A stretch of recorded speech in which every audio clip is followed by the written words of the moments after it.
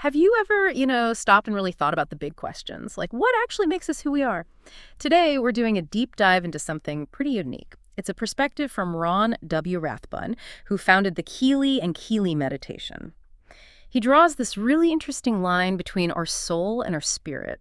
We often kind of mix those up, right? So our goal here is to unpack that. Why does understanding this difference even matter? Well, it might change how you see connection, conflict, maybe even our biggest fears. Okay, so let's start with the basics from Rathbun. The soul. According to him, its experience starts right when we're born, and it ends when we die. So it's temporary, tied to our physical life.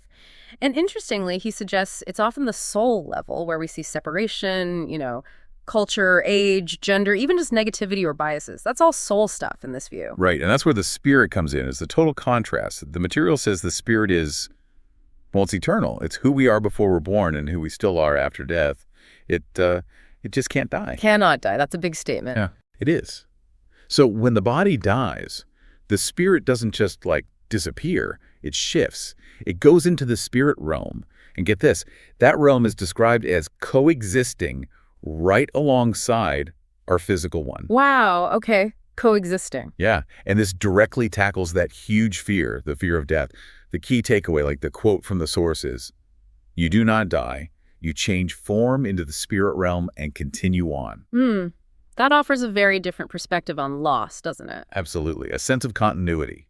That idea of continuity, it makes me think about how we talk about people sometimes. You know the phrase old soul. Oh, yeah, definitely. We use it for someone who just seems wise, like they've been here before.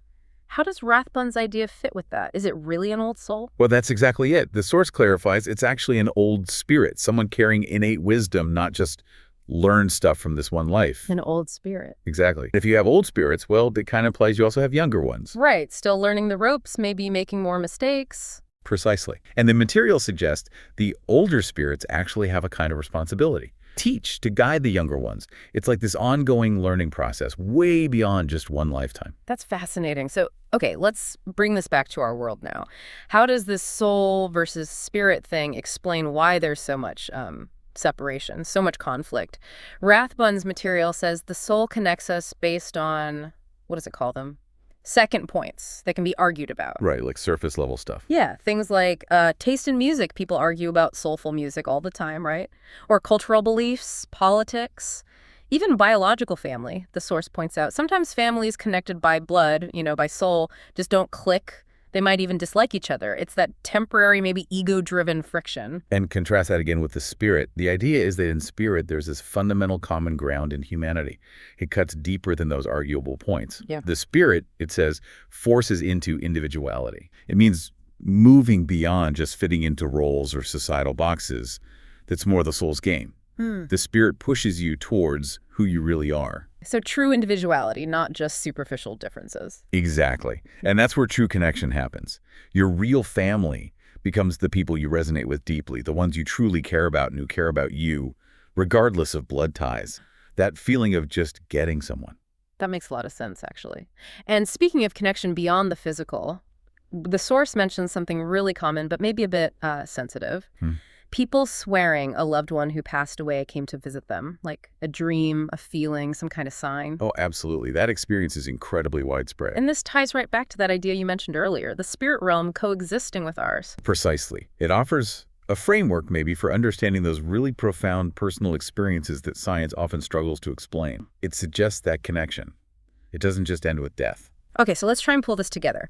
We've got the soul, temporary, tied to this life, sometimes divisive. Yeah. And then the spirit eternal, unifying our core essence that continues on. It's the essence of it. And thinking this way, it really can shift how you look at, well, everything. Life, death, wisdom, even family. It's presented as a continuous journey. The source even adds that we, as spirits, apparently make an individual choice about when to be born again, which adds another layer of agency to it all. So here's a final thought to leave you with. If our spirit, our core self, truly connects us all and is eternal, how might really embracing that change things? How we interact daily, how we face fear, especially the fear of loss. What about our sense of purpose right now? Thanks for joining us on this journey of discovery. We hope you'll continue to dive deep, to explore new horizons, and to embrace the transformative power of understanding.